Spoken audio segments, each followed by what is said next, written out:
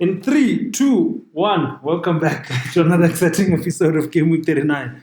My name is Katichoro Shon Matiz, and I'm your host of this episode. And as usual, I'm never alone. I'm with my co-host Mario. Never riding solo, my friend. What's happening, Game Week 39 world? We are back with another one. You know what it is. Out here in dark Pretoria. But it's cold, it's nighttime, but we're here to serve you guys with the content. So we are here to serve. I think let's start with the headlines, my friend. We know there's big news. Ten Hag is gone. He's sacked. Why? We're hurting. Why, my friend? I feel like I'm hurting. I feel like more. I lost a relative, man. I feel like I lost a family member. Damn, man. ETH. I think we should host a memorial, man, for Ten Hag. I think so. Like we should get like a little rest in peace. Ten Hag, if you're hearing us, please come back to United. We can start a petition for all of my United fans. Bring back friends. Bring back 10. Bring back Ten Hag. We're gonna get a little plaque here. Yeah. Bring back Ten Hag. Bring back ETH. Yeah. Put the petition up online and then you guys can sign it. How about that? Ten Hag is out. Big news, as we said. We also see that Arsenal and Liverpool, they both there to share spoils. Chelsea looking like contenders. I saw on Sky Sports they put the top 6 of title contenders, and Chelsea's right there. And I'm like, yeah, I'm sure it put a smile on your face. Top 6. I think only 6 title contenders. No, they didn't put top 6. They put all the way to Aston Villa. I really think Aston Villa can win the league title. I'm saying what was posted. And Haaland disappoints 308k managers that triple captain him. Yeah, no, that was sad. Eh? Do you blame them? That was sad. Do you blame them? No, but I did say on the previous one that if people were leaning towards triple captaining Haaland, then Southampton at home. I mean, like, is there a better fixture than that? Unfortunately, managers, you can hit and you miss, and unfortunately for you guys, you missed. Big miss. You should have played those triple captains in the first 3 game weeks. But man, that's the headlines. But Mario, let's get into this. It's a quick turnaround. The games ended yesterday, but let's start with Aston Villa versus Bournemouth. I don't know, did you manage to catch that one? But maybe before you go into it, we still see Bournemouth, showing that they're just not here to add numbers. Yeah, no, I definitely agree. Bournemouth looking pretty strong. Yeah. I thought after that win at that 2-0 win with Arsenal, that they would go back to default setting and just lay down and take it. Aston Villa at home. I thought, no, it was an easy dub. Not an easy dub, but at least a comfortable win for Aston Villa at home. Yep. Seeing as their form has been up there. But yeah, like you said, 1-1. I mean, late equalizer. It went more or less the way I thought it would go. Aston Villa scored a goal, but I thought a bit earlier on. Hold on for a bit and see it out 1-0. That's how I thought it was going to go. But yeah, Bournemouth showing that fighting spirit. How do you pronounce his name? Evan Nielsen. Yeah, Evan Nielsen. Assist by Tavernier. Yeah, very, very creatively. But yeah, sounds like some of our FPL teams out here. Yeah, no. But with the late equalizer, 90 plus 6 minutes. I saw when I was watching the highlights. I didn't watch the full game. When I was watching the highlights, I saw the assist that Watkins had put on a silver platter for John Duran. And you missed it. I don't know if you saw the highlights. I think it's and with the expectations. It's one of those situations where now they recognize you just signed a new big deal at Aston Villa. Yeah. And your manager comes out and says 40 teams or something inquired about it in the summer, and obviously Chelsea was one of them. The scouting job there, Chelsea, those guys are dangerous actually. We're asking why are they buying him? But unfortunate for Aston Villa that they conceded that late goal. But yeah, Bournemouth showing that definitely Evan Nielsen. I think this is his second goal in 3 games. So showing that they're there and they're not to be taken lightly. They're not a 2 on the FDR fixture rating. Brentford 4, Ipswich 3. This was a shocking result for me. Maybe just to let our viewers in on this, I'd made 2 transfers. I brought in 2 Brentford players. So I brought in Mbuemo, I brought in Pinnock. And I had Pedro Polo finally got rid of him. I've been crying about Pedro Polo for how many episodes? It's been the same guy the whole time. Yeah, no, I had to do something about it. And then I also had the goalkeeper. So I had 3 Brentford assets. And What yourself? No, the goalkeeper. What's his name? Flecken. Yeah. So I was expecting to get clean sheets. Given that it's Ipswich, also realizing, we know that. I don't think. And he came on and he scored. When Delep is around, they could have even went the other way for them. But I was optimistic. But it didn't turn out to be the case. But Mbuemo was one of the most transferred in. He still seems to be the most transferred in even now, post that game. Justified. We spoke about this last week. Brentford and their fixtures. When I looked at it, I was like, I believe Brentford probably have the best upcoming fixtures out of all the teams. They dropped points, or they lost to Man United. See, United won. I don't know why they had to get rid of ETH, but story for another time. They got rid of, they lost to United, and then they went on to bounce back 2-0 down in that game at the beginning. Wisa also coming through. We spoke about Wisa. We told you about Wisa. Had you just listened and you just transferred him in as a... We spoke about Mbuemo just before United. We spoke about Wisa when he just came back as a sub. When he came back as a sub and the impact he had in that game, and now obviously the impact he's had in this game. And I just think it's just gonna go stronger and stronger. We're still saying when they let go of Ivan Toney, I'm sure they saw what they had in Wisa. Probably we still have another guy that no one do the most. But Mbuemo right now must have. Yeah. The absolute must have. Doubling up also not a bad idea. As I said, I have doubled up. Hopefully they can keep 1 or 2 clean sheets going into the remainder of this 4 brilliant fixtures. I'm not gonna hold my breath for the clean sheets because they play Fulham, Bournemouth, Everton, and Leicester. Maybe towards the end they might get a clean sheet against Everton, Leicester, that game. But Fulham have been playing. Fulham play well. Smith Rowe, Raul Jimenez, Muniz is still a very talented player coming off that bench, and obviously Andre Pereira. I hope I pronounced his name correctly. That's perfect.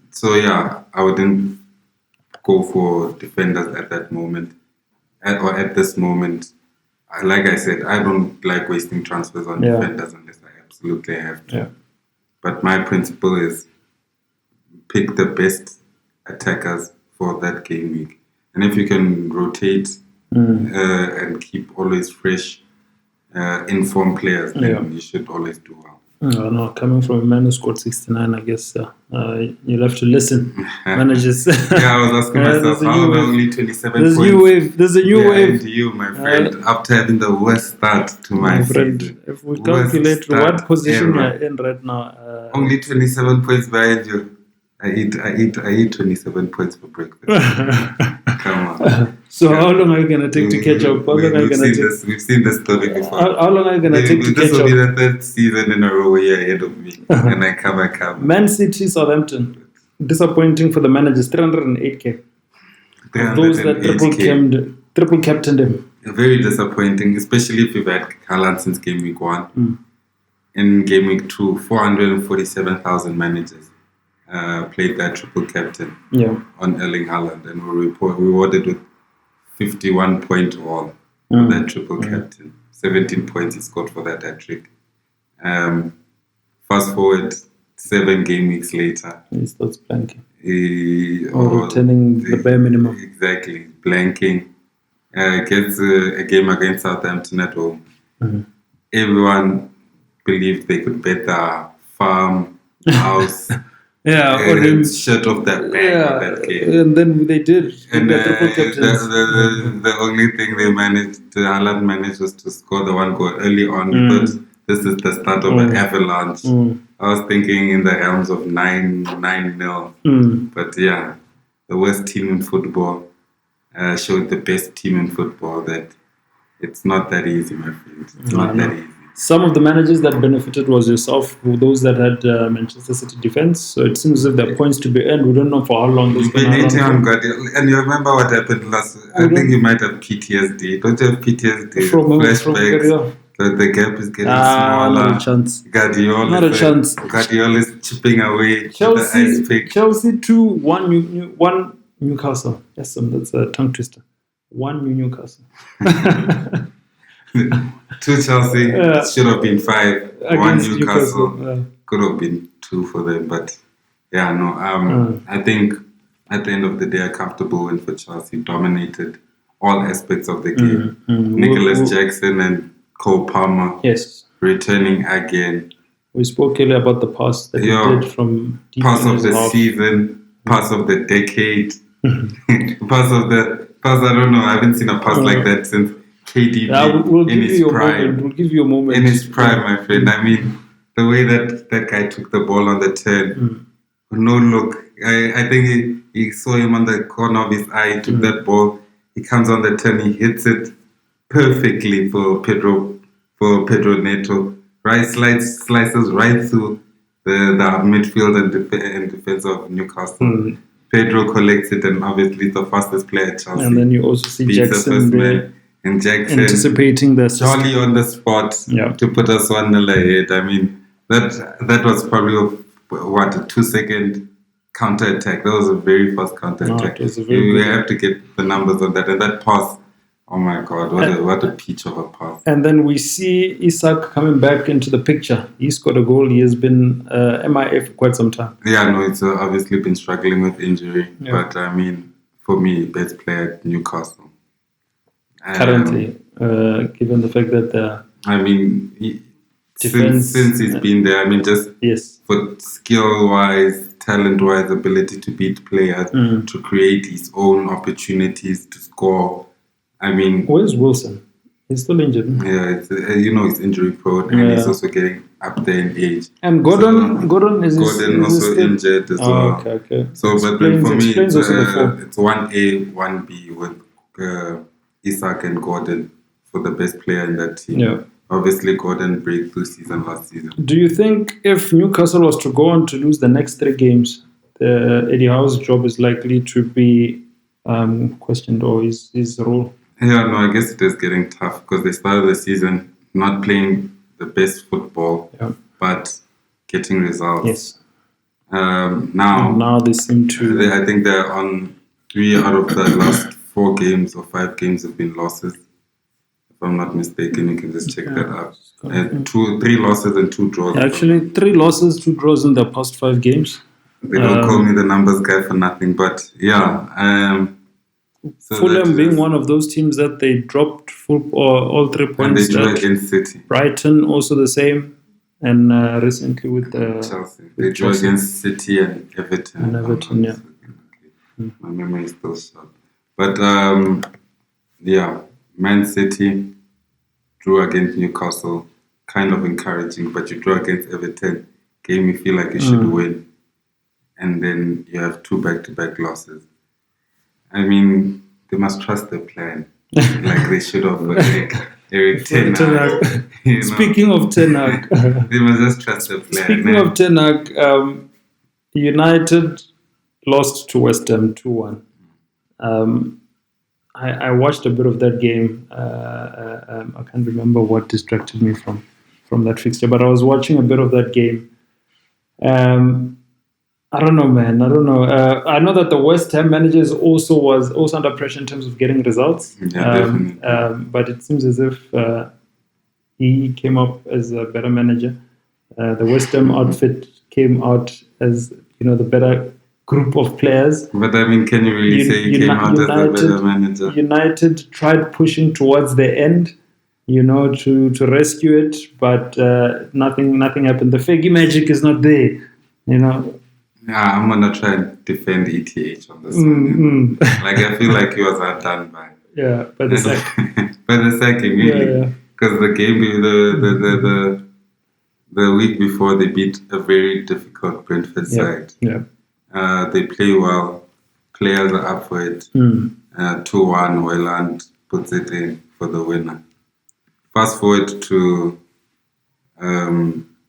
this game week that just passed. They lose 2-1 to West Ham. Unlucky. It was 1-1 going for a draw. Eric Ten Hag probably keeps his job. Yeah. They had given him 2 games though. I think rumor had already come out that the next 2 games are going to decide how long he stays. So West Ham have been playing well. Yeah. They started the season not playing so well, but the football has improved. And that even shows in the fluctuation of the results. That big result they had where Anthony scored 18 points and Bowen scored the 14 points. I mean, they've been playing well. It's just unfortunate not getting results, and then they get a result against Man United, even though it was a pick-em game. So, I mean, United could have easily drawn that game or won that game, and like the build-up from the Brentford would have continued. So I feel like after this one result against West Ham, away from home, West Ham has very good players. I mean, unfair, unlucky for Ten Hag.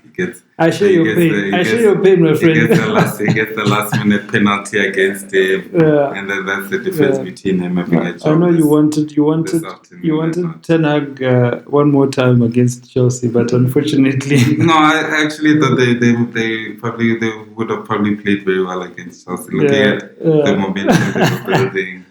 Let's wrap up the results. Arsenal 2, Liverpool 2. We're having a chat about the game off record. Speaking of how I was expressing how Robertson was just not present for me. He was looking like a shell of the Robertson that we've known back in the day, and we eventually saw with the substitution. But Liverpool coming back twice from behind at the Emirates to take 3 points, to take a point, which as a Liverpool fan, I'm quite happy with, given the fact that it was not an easy game. And they didn't get your usual penalties, but didn't Salah score the penalty? No. You see, it's almost like you expect it. You're like, didn't Salah score a penalty? Because it's every game, you guys get a penalty. You guys have gotten more penalties than any other. But you've gotten more penalties than any other team this season. But it's okay. But your take on that fixture?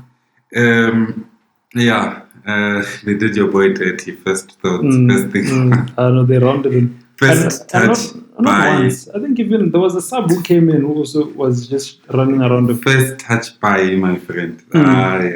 Those ones are painful. And then it sits on the floor. First touch by. For managers, our international managers, because we got international viewers. By means nutmeg. It's a nutmeg. So first touch, nutmeg, puts Robertson flat on his sun don't shine. The top corner. And then sends Keller is not much of a keeper anymore. But it puts one past Keller. It was nice to watch. Just being served for. No, you can hear that. This is a Chelsea fan. It's a Chelsea fan who's hurting. But you know, I hate Arsenal more than any other team. Okay, not more than any other team. But Saliba wasn't there. We saw Gabriel also being subbed off early, which is a big concern. Odegaard is also out. The injury list for Arsenal is massive. Ben White just came back. He came back with an assist. But I don't know. Arsenal, a lot of pundits are saying that they'll be their own downfall, not necessarily other teams. Yeah. Do you agree? Yeah, especially with the injuries not going their way. I understand because Chelsea was in a similar position last season, where most of our players were injured. We never got to see Fofana, Romeo Lavia, Reece James, and Nkunku. I mean, like the plethora of players who were injured and not playing. Yeah. And now look at the difference between Chelsea last season and Chelsea this season, with a fully healthy squad, with all players available and ready to play. So if that can do that for Chelsea, which doesn't really know each other. Imagine for Arsenal, who have been vying for the title the last 2 seasons with a full complement squad, with not much injuries. Do you think some of the injuries that are happening now is because of the past 2 seasons where they've been pushing? Exactly, Saka playing 50 odd games a season. Gabriel and Saliba playing every single minute of every single game. Yeah. Ben White running up and down the right hand side. Martinelli also started a bit slow. He did Martinelli as well last season started like a house on fire, but it was that consistent front three. So yeah, I think they are suffering from a bit of fatigue. Yeah. But I mean, that's why you have a large squad with quality players like Man City had for the last, I don't even know how many years, 6, 7 years. You need depth in the Premier League, especially with the number of competitions, Champions League. And that's why the Man City looks so vulnerable this season, because we don't see the depth and the recognition that we see for the past couple of seasons. Yeah. That's why Haaland is performing. Like, who's got that connection with Haaland? Remember last season it was him and Foden combined for the most goals. Foden is also Foden. The season is not there. The season before that, when he broke the record, it was KDB him and Kevin De Bruyne out that connection. Grealish, Kevin De Bruyne out. So you see, who does he build that connection with? Look how well Arsenal was doing with Odegaard in there, building that connection with Saka. But Arsenal cannot be losing their miles yet on their feet. I mean, yes, and they've been challenging recently. If we talk about Manchester City, if we talk about Liverpool, and you look at those players, they've been doing it for those many seasons. But I mean, at least... But Arsenal still need... And these are young kids. I mean, they need to have more legs. They are young kids, but I mean, I think they're a bit thin when it comes to squad depth. To the squad depth. But if we compare to Liverpool, I don't think we would have the number of defenders that Arsenal has on their bench. I mean, look at their whole back line. But then imagine Timber, Saliba, Gabriel all had problems. All had problems going into the next fixture. Timber just came back now against Liverpool. Yeah. So I mean, it's already a sensitive back three situation there. You guys had Van Dijk, a solid, rock solid man who, it doesn't matter. I could partner up with Van Dijk and probably grab 10 clean sheets out of 38 games, you know what I'm saying? So, yeah, you guys had that consistency, continue on, that word that's just eluding me right now. In your back, middle, and obviously going forward, Salah has been there, Mane, Firmino, and then you just switch out parts. You know what I'm saying? All I'm saying is Arsenal, they need to find the legs. They have the budget. What are they still building? The Emirates is paid off, so they need to get players. they've been paying off the Emirates. You know, but let's go into the arrows, my friend. You are the man with the smiles. I was smiling at the first half of the game week until yesterday. All of a sudden, I got red arrows on my side. But you think players can perform and you won't go down? Yeah, my friend. So you scored 69 points, 7 captain Haaland. Yes, who didn't do much for us. 6 points. I also captained Haaland, but I got 54 points. Not so good. As I said, it's literally matching the average, but it's all red arrows. But I'm sure you're quite happy with the progress you're making. Yeah. Is it the second week? I think it is the second back-to-back where you are scoring above average for the first time this season. Last time it was a point. Was it a point? Yeah, it's been embarrassing. It's been quite honest. No, but the turnaround is there. This is not the standard which I'm used to. I hold myself to a higher standard than this. But yeah, we'll just take it as it goes. The season looks better. Like I said, I'm only 27 points behind you. And I've had the worst start of my whole entire season. But there's only one way from where you were. So, I mean, it's green I arrows. see you trying to throw a jab. So the real jab is I'm not throwing any 27 jabs. points, and I never had Haaland No. for anything more than. I think we know that FPL is a very tricky game. It's a difficult thing. We saw managers triple captain. Haaland 308,000. And they were sitting at the very top. If you look at those managers, we can barely point them who had triple captain Haaland. Oh, for the 51. For the first, I think those that decided to triple captain game week, I think 2, 3, or 4 when Haaland scored a hat-trick. But I mean, he still get 51 points there. So the fact that they have been dethroned right now. And then if you're competing against a manager like me who didn't even have Haaland in the first place, exactly. That's 51 clean points. So against you, maybe you had Haaland and captain is 34, so it's 17 point difference. Yeah. For these ones now, it's literally 6 points for a triple captain. And funny enough, 6 million people captained Haaland this first game week.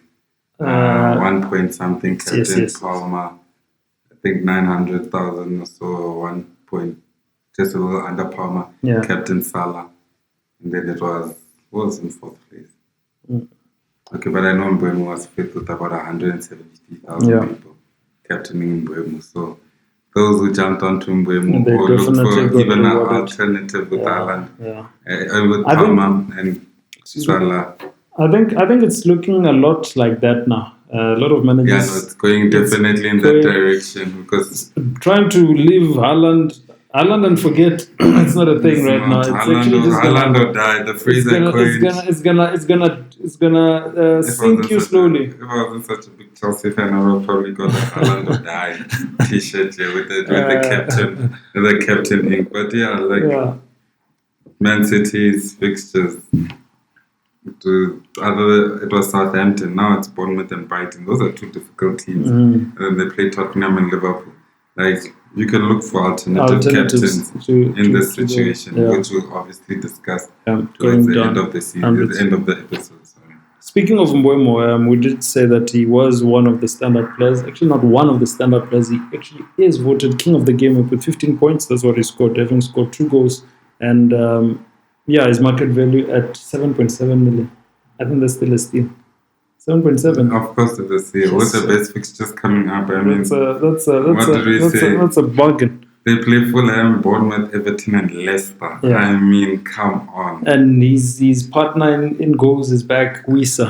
I mean, Wisa is back there. I wouldn't even mind a double up now on Wisa and Mbeumo. Yeah. That would make that is quite tempting. Yeah. Like, because a lot of people are jumping on Chris Wood. Because of his recent performance. But if you look at it, going forward, he has quite difficult fixtures. West Ham is on the bounce. Newcastle is on the bounce. Arsenal defense. Chris Wood actually makes it onto the list, having scored 13 points with 2 goals also. 6.4 million, also a steal for managers who are shopping for a forward. His ownership is 16.8%. Then Calvert-Lewin, for those managers who wildcarded in game week 6, will remember the tough choice was between Dominic Calvert-Lewin, who had literally 8 green power fixtures. I mean, Everton have been playing bottom 5 teams for the last month now. And they're going to continue playing them for another month. So, I mean, it was a no-brainer kind of taking the chance. Everton player, but this is justifying your miss. Yeah, it was between Chris Wood and Calvert-Lewin for me, and Jamie Vardy as well, because Leicester has quite good fixtures. Also been returned. But then Chris Wood, head and shoulders above the rest. I mean, the man just keeps on finding a way to put the ball into the back of the net. And an odd appearance on this list, we see Iwobi. He's also making up the top 3, having scored 11 points with a goal. 5.5 million, 1.4% managers owning him. That's a differential. So he tops up this top 3 of ours here. I don't know. That is just a lucky punt. If you had him, you were probably just trying to save some funds there. But hey, if we look at Everton, who who are the standout? Should be doing what Dwight McNeil does for Everton on a more consistent basis. Yeah. He's a player who's considered to have more pedigree coming from Arsenal. Correct. Having gone to even Everton. He's a younger player. Should be better with the pace, the cardio of the game, the pace of the game, and simply straight out pace. Yeah. So yeah, I think it's an eyebrow raiser, a differential. You could look at it, especially with the fixtures coming up for Everton. They at least have 3 more game weeks with very good fixtures. Giving managers more headaches because there's Smith Rowe there, there's Pereira, Smith Rowe returned, and there's Raul Jimenez. We spoke about Muniz, so it's more headaches. But that is the top 3. That is the top 3. And we did have that conversation where Fulham is going into some very good fixtures now. They play Brentford, Crystal Palace, and Wolves, having just played Everton now the previous game week. So those are 3 good fixtures where your Raul Jimenez, your Raul Jimenez and Smith Rowe and Pereira, obviously on penalties, could all return. But Southampton, West Ham, Brentford, also decent fixtures for Everton. Going into game week 10, we see the fixtures that are coming. Newcastle versus Arsenal.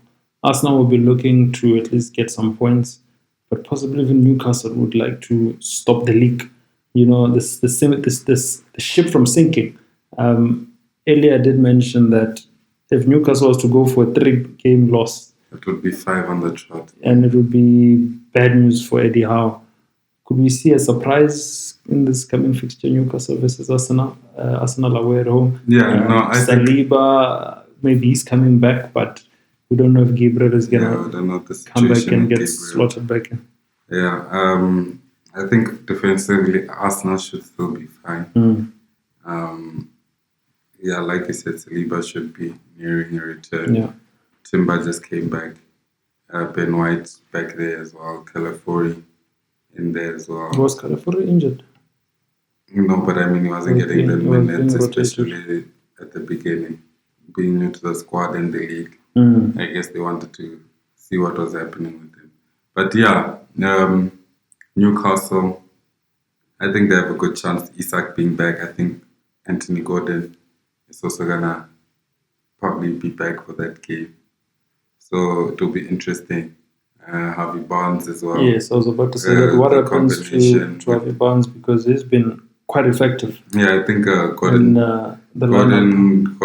might come back on that left-hand side, or they might just try slot him out. Yeah, maybe. He might come back on the left-hand side, or they might try slot him in on the right, or try move Harvey Barnes to the right and bring Gordon back into his natural left position. But then I'm curious to see that Barnes, Gordon, and Isak combination. How they play with Gomes in the midfield.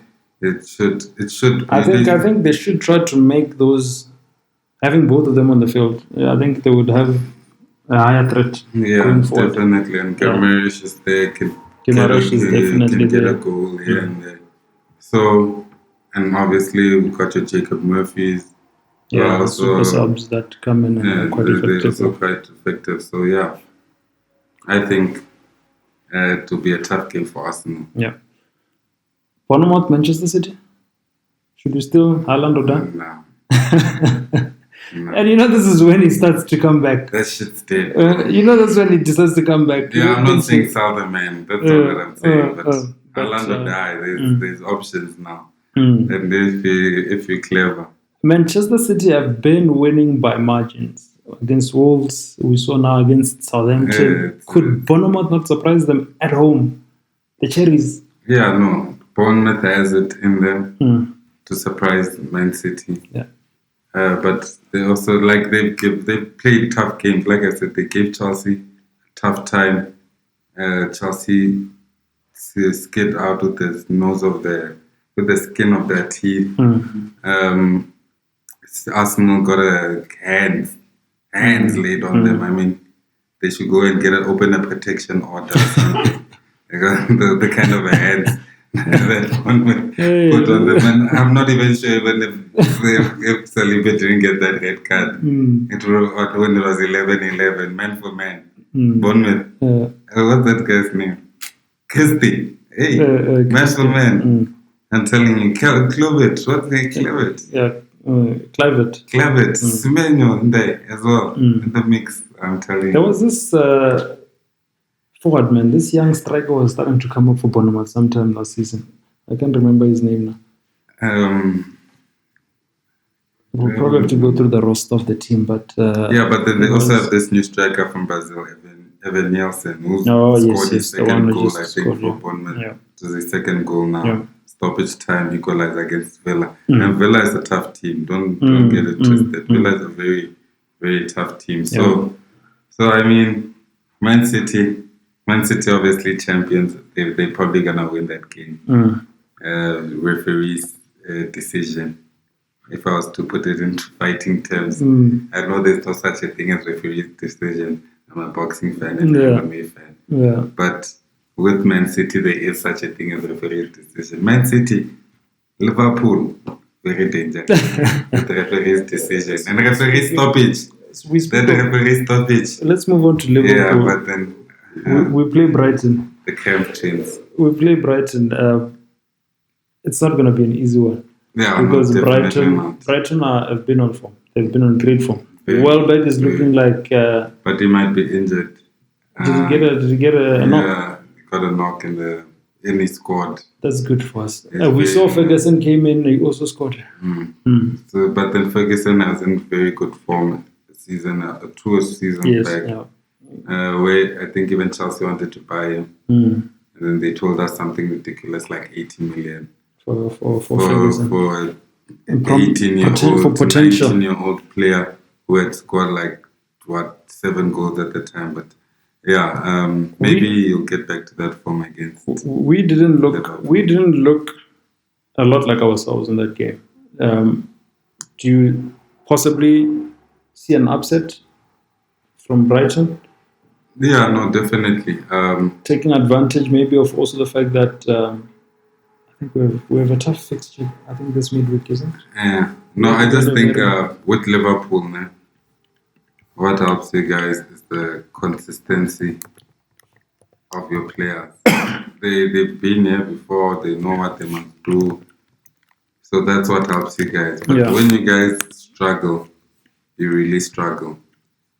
But going forward, you can also be very sharp against teams which are not disciplined. And of course, Darwin Núñez trying to prove a point as well. I think he's been he's been playing quite well. He's been working like a horse. To be fair, in terms of work rate and creating opportunities for his teammates.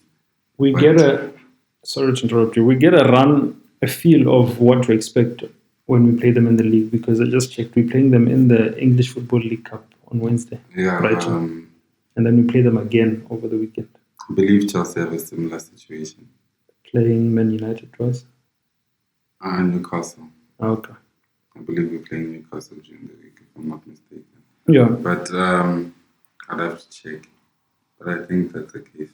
But Liverpool, like you said, you guys are going to have a good feel of them now. I don't know what the squads are going to look like for the EFL Cup. But I believe it's going to be a more competitive game during the weekend. Yeah. So I wouldn't take too much from what happens midweek. Wrapping up the fixtures, I mean, United, Chelsea. We're wearing black because we're mourning Ten Hag. Yeah. We're not expecting Ten Hag. We're not expecting Ten Hag to depart so early. We still want. There might be a vacancy at Standout or Chiefs. Who knows? Maybe that's why Benik left before. He didn't want to be part of this. Disaster that's happening. Benny's already. He's like, hey, Master Kenda. I'm out of here, man. But you guys go to Old Trafford. You're gonna be coming against a side which is being managed by the interim coach Ruud van Nistelrooy, former legend at the club, a prolific scorer of the time. Yeah.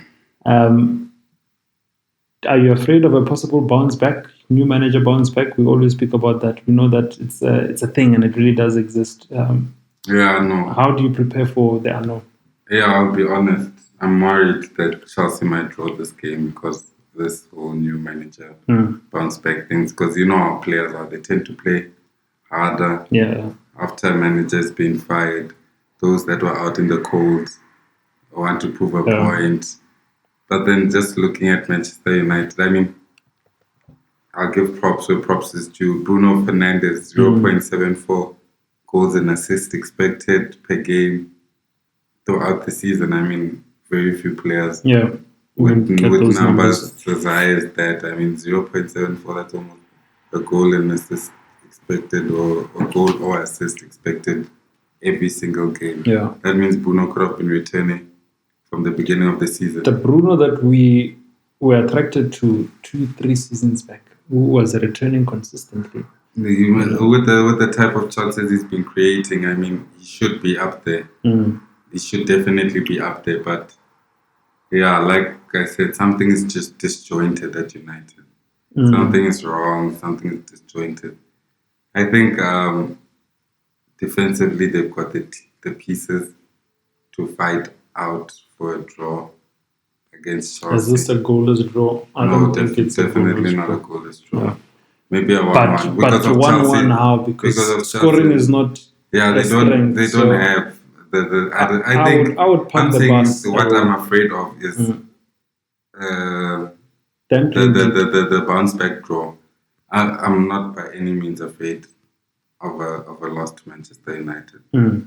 The way Chelsea is playing, the way they're controlling the ball, the way they're building an identity, the way they know themselves, the way these players know each other, the consistency in the lineups and the rotations of the players, they're getting a very good feel for themselves.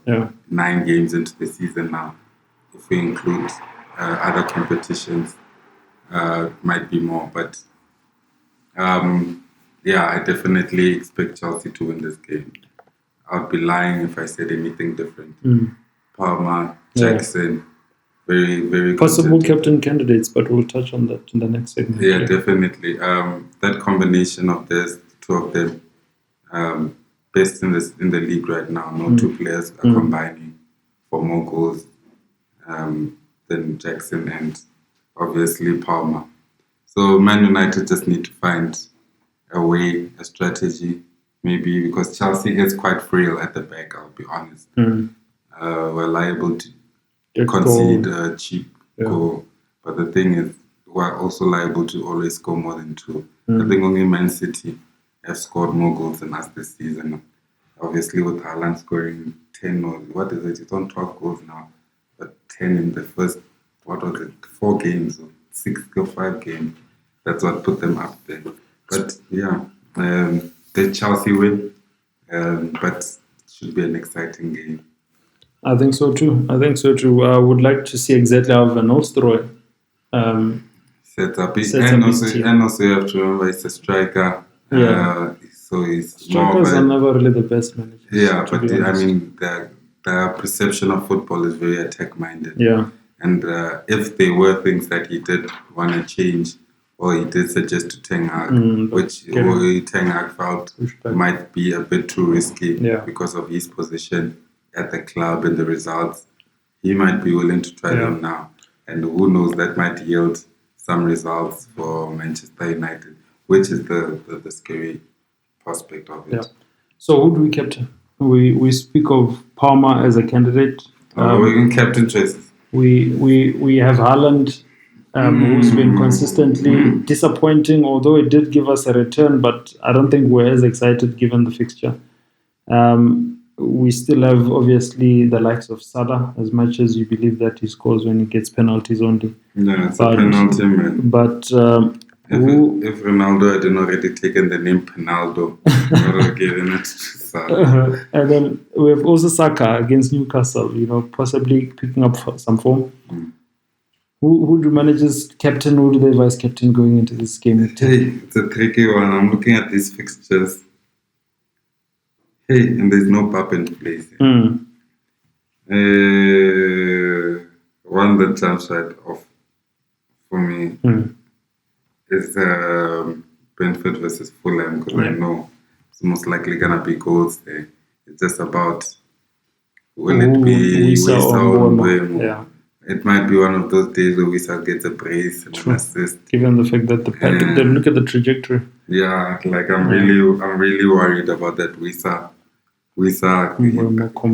combo, but Wisa coming back, because Mbeumo is quite a selfless player, I think, and creates a lot of opportunities. Since Ivan Toney was able to do so well. He takes away a lot from the defense, opening up for the striker. So and he's on set pieces, isn't he? Sometimes on set pieces, or is it Nogard? Who takes set pieces? There's Janet. Okay. But then, Mbeumo interests me definitely. Haaland, I have to mention him just because they're playing Bournemouth. Bournemouth is liable to let it goal or two. That is true. And then obviously Salah as well. Brighton, sorry. They've been playing well, but I mean, you can't discount Salah against Brighton at all. At all. And then let me see. Saka is playing Newcastle. You may have taken your boy, thrown him in the washing machine, put on to tumble dry for 30 minutes, and had to sit on the couch while having a sandwich and a Coke. But he doesn't usually send niggas the wrong way like that, you know. No, he is quite skillful and stuff. Newcastle, but I mean, it's more of an assist than a goal kind of guy. You think Dan Burn is going to be able to... they're going to be splitting legs. Newcastle's definitely conceding. They have no defense. So Saka they've got also Livramento and Hall. Oh, okay. On the wings, so that's at least what they started with. Hall put the pitch of a delivery for Isak. Both of them are Chelsea players, or former Chelsea players. Yes, and very young, 20, I think. Just like the rest of the players in the league. Actually, you're right. Everyone in the league is a former Chelsea You buy all these players and you sell them before they reach their potential. I could probably go through all the teams and each of them have a in closing, quickly, Mario, given that we're running out of time, Captain... I'm gonna have to go one way and one way only, my friend.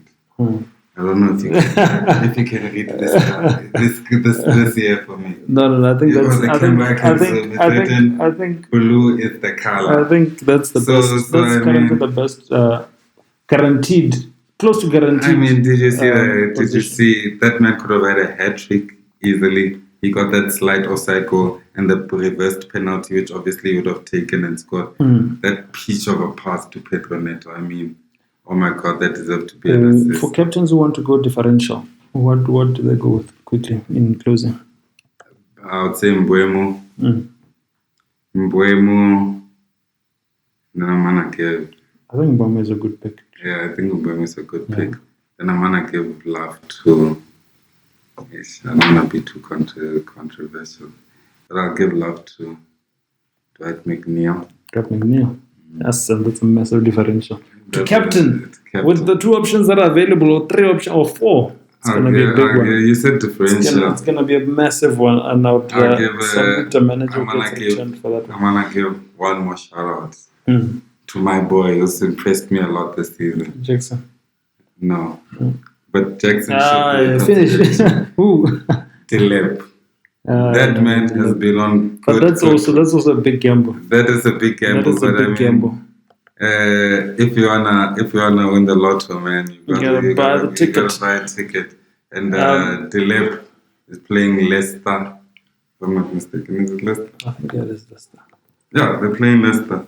Yeah. So I feel like Ipswich has been knocking on that door for a big win. A big, impressive win. They nearly did it against Brentford. Yeah. And I think they might return. So those are my differential picks. But if I'm going actual picks, it will be Palmer, Haaland, Salah. You heard managers, you heard. So currently, we quickly look into our mini league, Mario. We see that currently, first position has changed again. It's been changing. I think this is also one of the most exciting and most volatile seasons in our growing mini league. As we keep saying, that probably the best mini league that you're gonna find in the country, Game Week 39 mini league. You must check out on our socials. The code is there if you want to become a part of it. But in first position, we see Hlogi there, Black Stars, sitting on 581 points. Shout out to Hlogi there, occupying the summit. I think it's the first time Hlogi goes there. We've never seen Black Stars at the summit. Second, we see Raul fighting back, trying to regain his, chair. Sitting on the summit of the mini league there, sitting on 569 points. So Raul, you can see the fight back. Kudos there. And then we see there's also a new entry in the top three. Moteo, you remember Moteo? We've had him on the show. Yeah. Colin Jesus, he's up there, third position, 566. He must be doing a lot of praying. Shout out, Moteo. We see you. We also used to play 5-a-side with them with one of the technical teams behind us. But shout out, Moteo. We see you. But yeah, man, Mario. One of our guys is a football player. We have a football team. We can't just have a technical team. When I look behind the camera, it looks like it's only left legs. I don't say anything. But in closing, Mario, as time is against us, we can sit here and go on forever. Yeah. But in closing, just a vote of thanks, guys. We appreciate the subscriptions, the following, the views. As I said, our technical team is at work here. We're seeing the numbers. We're reaching milestones. As we said, we are on a road to 500 subscribers. By the end of this year. 500,000 subscribers after 500 subscribers. But we appreciate every single subscription, every single view that you guys, are giving us, and it will go a long way in terms of growing the channel. But just as a reminder to managers, do remember that the deadline is 1 p.m. This Saturday, so the 2nd of November. Can you believe it? 2nd of November, 1 p.m. Almost done. Make sure that your teams are sorted, they're locked in, and we shall catch you guys in the next episode of Game Week 39. But in closing, I cannot close before Mario I was about to ask the closing. Should I stand up and take a walk, my friend? What do you have to say to the managers? But I can hear the stomach growling. Maybe that's angry. I asked for the pot. No, but like I always say, the fixtures, the numbers, they never lead you astray unless it's Bruno Fernandes. Maybe a new manager bounce back. You never know. Got a lot of things to look forward to. But one thing that was... ETH is gone. Hey, a lot of things have changed going into the new gaming. But one thing that will never change. Men lie, women lie, but numbers never lie, baby. Numbers never lie. As you heard from us, we shall catch you guys in the next episode. We out. Peace. Cheers.